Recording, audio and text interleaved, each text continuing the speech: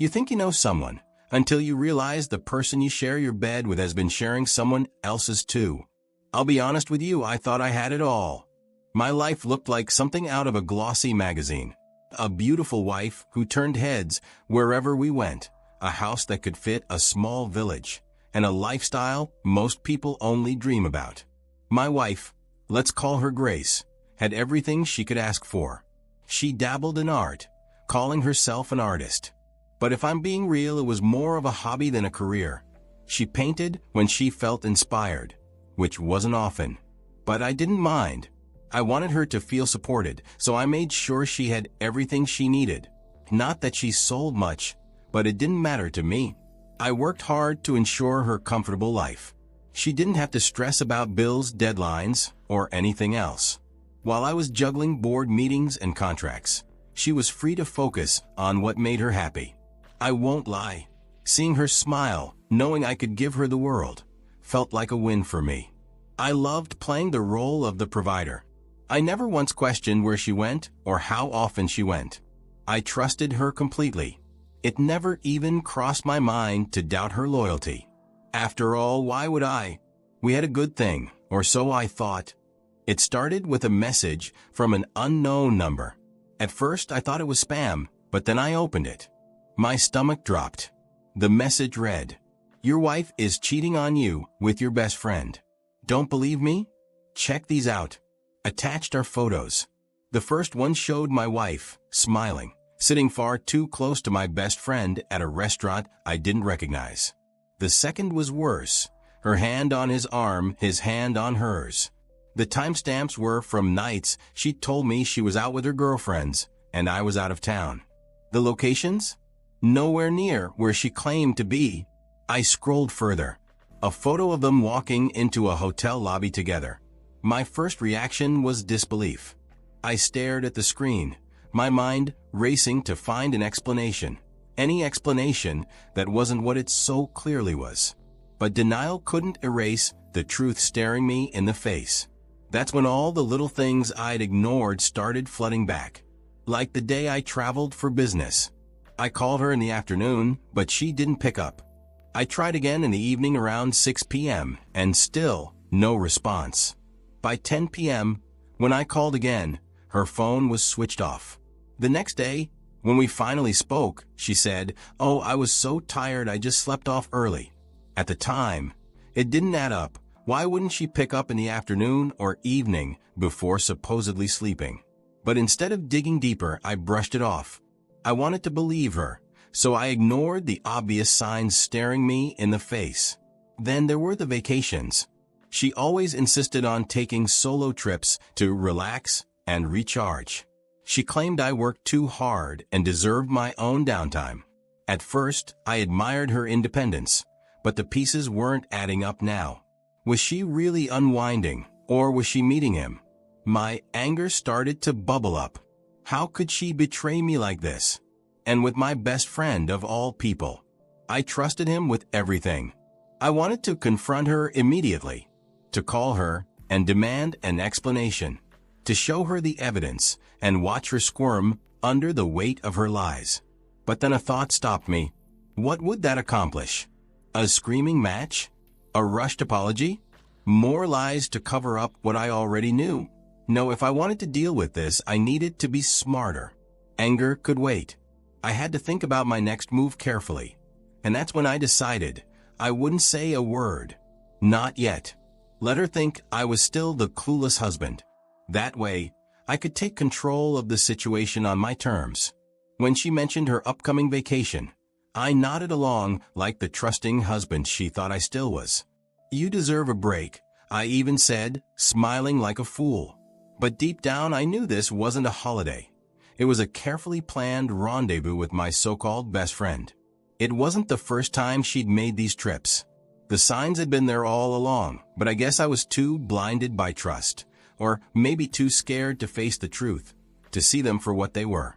The irony wasn't lost on me.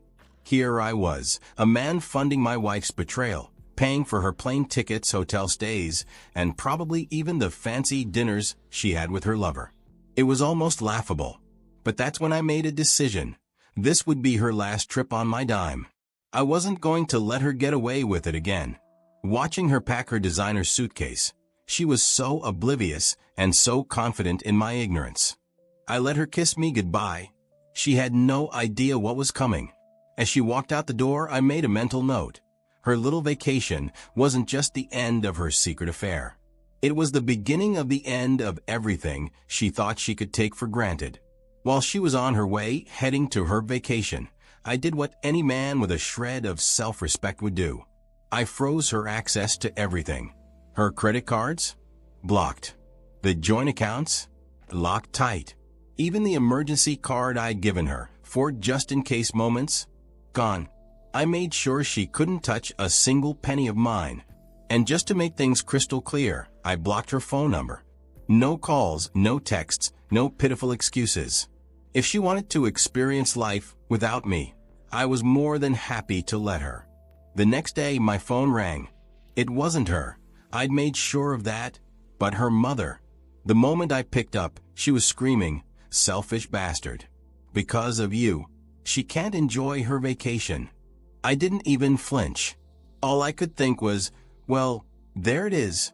The apple doesn't fall far from the tree. Like mother, like daughter. Entitled, manipulative, and completely unaware of the damage they cause. I didn't bother arguing. What was the point? People like her don't listen. I just hung up the phone and moved on with my day, feeling lighter than I had in weeks. The moment I decided there was no turning back, I picked up the phone and called my lawyer. If anyone knew how to handle something as messy as this, it was him. Now here's the thing. I knew my wife. She didn't love me. She loved what I could provide. The big house, the holidays, the luxury. She probably thought that if it came to this, she'd walk away with half of everything, smiling all the way to the bank. What she didn't know was that I'd been preparing for this possibility for years. I set up a trust fund before we got married. Not because I didn't trust her back then, but because I knew that life can get unpredictable. Every major asset I own, the house, my business, the investments, they're all tied to that trust. Legally, she can't touch it. She has no rights to any of it. The trust isn't even in my name. It's managed by a third-party company, which means it's airtight in a divorce. She came back a week later, dragging her suitcase through the door like it weighed more than her dignity. I didn't offer to help. Why would I? Her face said it all, shaken, humiliated, and angry, though not at herself. Her family had scraped together money to get her back, along with her lover boy.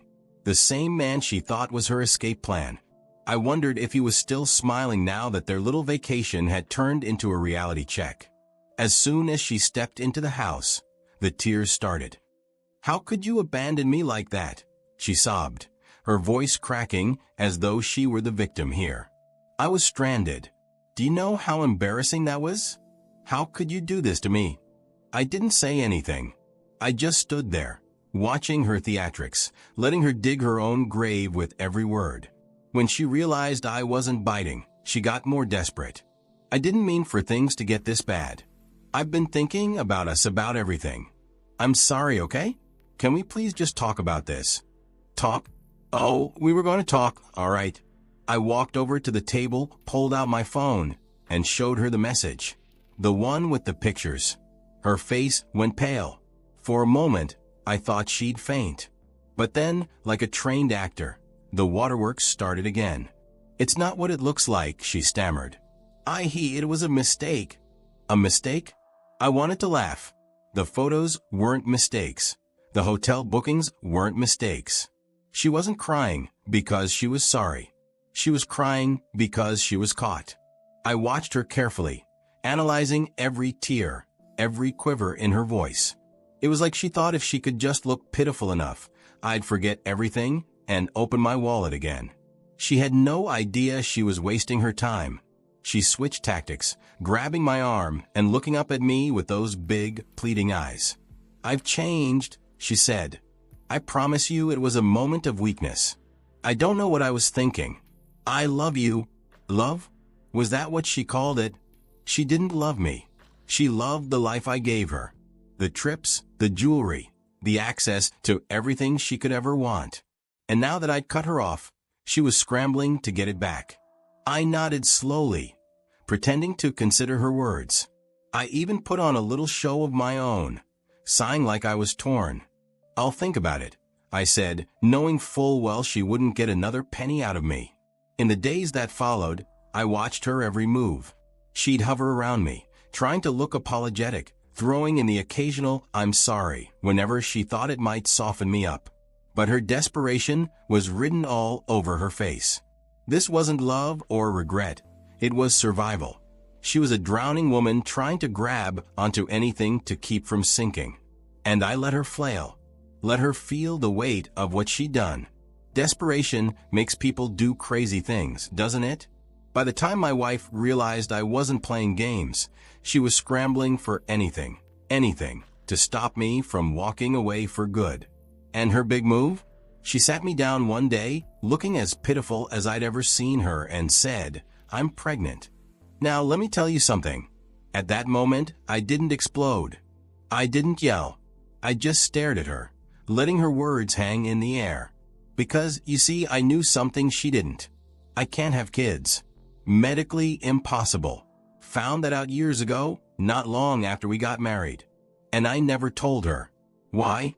Because I never thought I'd need to, because we agreed not to have kids. So I leaned back in my chair, keeping my voice calm. "That's interesting," I said. She looked so relieved, probably thinking I'd fallen for it. But then I dropped the bomb. "Because I can't have children." Her face was like watching a building collapse in slow motion. At first, she just blinked at me, like maybe she misheard. Then her mouth opened, but no words came out. It made sense why I told her I don't want kids, which she agreed to before the marriage. Finally, she started stammering, throwing out excuses so fast they tripped over each other. "Oh, I thought I was just late," she said. "It must have been stress." "Stress? Sure. Let's call it that." I leaned forward, looked her right in the eye, and said, "If you're pregnant, it's not my child. So who's the father?" And just like that, her whole act crumbled. She burst into tears, blubbering about how she wasn't actually pregnant, how she only said it because she didn't want me to leave. "I just wanted us to fix things," she sobbed. "Fix things? Fix things? The same things she broke with my best friend? The same things she destroyed? Sure, let's fix that." I stood up, walked out of the room, and left her there to deal with her lies. When it finally hit her that the game was over, she didn't go quietly. Oh no, there was bitterness, plenty of it. She didn't throw tantrums or make dramatic scenes, but you could feel it in her tone, in the way she'd glare at me like I was the villain in her story. In her mind, I was the one who ruined everything. Never mind that she was the one sneaking around with my best friend, while I worked to give her the life she enjoyed. I know she thought about running to him. I mean, who else did she have left? But deep down, she knew he wasn't the answer. Sure, he could laugh at her jokes and entertain her in private, but he couldn't provide the luxury, the comfort, the security that came with being my wife. I'd bet anything she looked at him one day and realized he wasn't built to give her the life she wanted. And just like that, her fantasy crumbled. She tried to come back. Oh, she'd text me, messages full of fake apologies and promises to change. Sometimes she'd call, her voice soft, pretending to be vulnerable, telling me how much she missed us. She was hoping to pull me back into her web, hoping I'd forget what she did and give her another chance. But I couldn't, because once someone shows you who they really are, you can't unsee it. I won't lie, there were moments I felt the weight of it all. I missed having someone around, the companionship, the routine. But every time I thought about it, I remembered her lies, the betrayal, and the look on her face when she realized she'd lost everything. That image was enough to snap me out of any lingering attachment. Her downfall was her own doing, driven by greed and her inability to value what she already had. In the end, she didn't just lose me, she lost the life she'd built around me. And the worst part for her? She knew there was no one to blame but herself. You know, the funny thing about betrayal is that it doesn't just change how you see the person who hurt you. It changes how you see yourself. I'd be lying if I said I didn't miss her sometimes. Not the person she became, but the version of her I thought I knew. The version that didn't exist. What would you do if you were in my shoes? Imagine thinking life is steady, surrounded by people you trust, only to find out that trust has been torn apart by the two people closest to you. Your wife. Your best friend. It's a punch in the gut, isn't it? But let me ask you, how would you handle it? Would you confront them right away? Would you try to save what's left of the marriage? Or would you do what I did? Stay calm, plan your moves, and let the truth unravel itself in the most satisfying way possible. I want to hear your thoughts. Have you ever gone through something like this? Let me know in the comments below. Share your experiences, your advice, or even just your thoughts. And if you think this story might resonate with someone who might need to hear it, don't forget to like and share this video. Sometimes, sharing a story can help someone realize they're not alone. We've all faced moments where life throws us a curveball we weren't ready for. It's not about avoiding the betrayal. It's about deciding how you respond. And that response can define everything.